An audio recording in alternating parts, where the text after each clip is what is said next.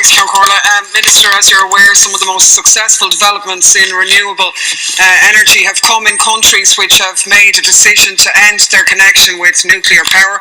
The question relates in this instance to Scotland, who've decided to shut down their nuclear power stations and who have invested really heavily and strategically in renewable energy. The two are linked, and in that sense I think maybe your comments on leaving open the possibility of this country having been nuclear free as turning in that direction is completely against international best practice, and I think you might like to explain it. Thank you, Minister. Thank you, Count Corla. The May 2014 Green Paper on Energy Policy covers a broad range of energy issues, including an exploration of all possible fuel options for securing a balanced, sustainable and secure energy mix. It is in this context that any current discussions on nuclear energy policy are taking place. It is important to note that there are currently no plans to introduce nuclear power in Ireland. In fact, the use of nuclear fission for the generation of nuclear power is statutorily prohibited by the Planning and Development Strategic Infrastructure Act 2006, which prohibits the authorisation of development consisting of an installation for the generation of electricity by nuclear fission, and also the Electricity Regulation Act 1999 makes similar provision in respect of regulatory authorisations. The overarching objective of the government's energy policy is to ensure secure and sustainable supplies of competitively priced energy to all consumers. The 2009 EU Renewable Energy Directive set Ireland a legally binding target of meeting 16% of our energy requirements from renewable sources by 2020, to be achieved through 40% renewables in electricity, 12% in heat and 10% in transport. To date, onshore wind energy has been the most cost-effective renewable technology in the Irish electricity market, contributing most towards the achievement of the 2020 target. However, there is also potential to diversify our renewable electricity generation portfolio in the period to 2020 and beyond. To that end, the Offshore Renewable Energy Development Plan, published in February last year, identifies the sustainable economic opportunity for Ireland in the period to 2030 of realising the potential of our indigenous offshore wind, wave and tidal energy resources. Furthermore, the draft bioenergy plan, published in October last, acknowledges the role the bioenergy sector can play in the transition to a low-carbon economy. Well, I think that nuclear energy is dirty power. It is something that's on the way out in other areas, and I think, like most citizens, will be happy to never have it seeing the light of day here. But the question really is that by not focusing on maybe where our potential might lie, by even entertaining it or putting it on the list, renewable energy creates more jobs per unit of energy massively than fossil fuels. We have examples, as I said, in Germany and in Scotland. Scotland has very similar geographic conditions to Ireland, a similar population. In 2013, they had 12,000 people employed in renewable energy. Now, I don't know what it is in Ireland, but it's roughly a couple of hundred in wind and wave, maybe 1,000 or 2,000 nationally. We could be really developing our offshore wave potential. And, you know, small business and big business is not capable of delivering. We have, and your department would fund a broad range of small developments in wave power.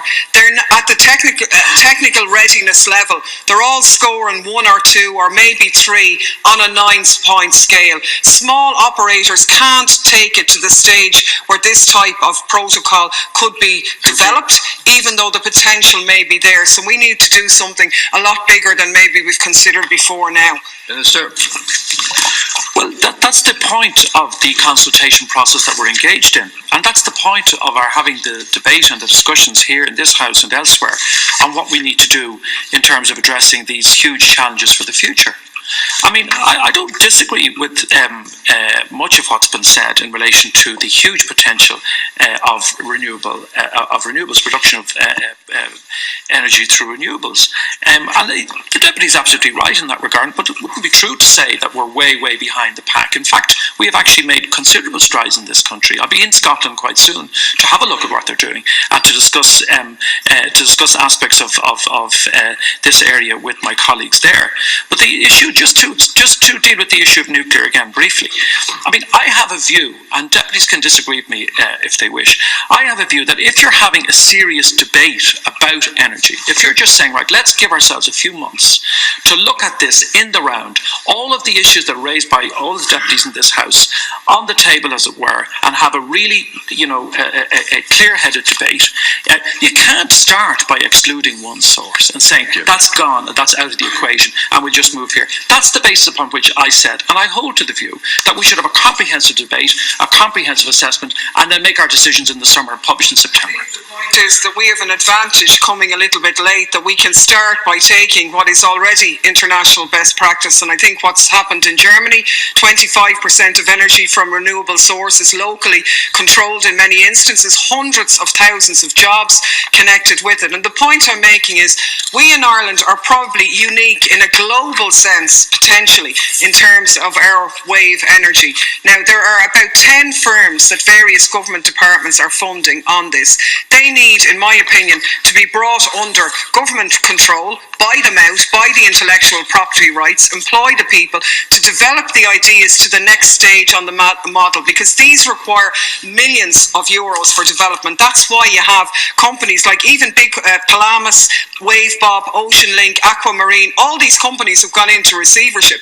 Private industry is not capable of developing this potential. It needs to be brought in, maybe under ESB and other areas, to look at how we can harness what could be one of the most exciting international developments in renewable energy off our coast. Briefly, the deputy cannot seriously, and we cannot seriously say that the private sector won't have a significant role in an area like particularly offshore. The amount of money that's required, and I asked the deputy to take this from me on trust, the amount of money that's required in terms of the investment base needed for these offshore projects is not in the millions, it's in the billions. I don't disagree with what the deputy says at all in terms of her look at the future and her positive approach to it. But the idea that the state has the resources to develop these projects, even at the level of research, is a bit fanciful. It's a bit fanciful. Question number 8, in the name of Deputy Michael Moynihan. Yeah, thank you very much.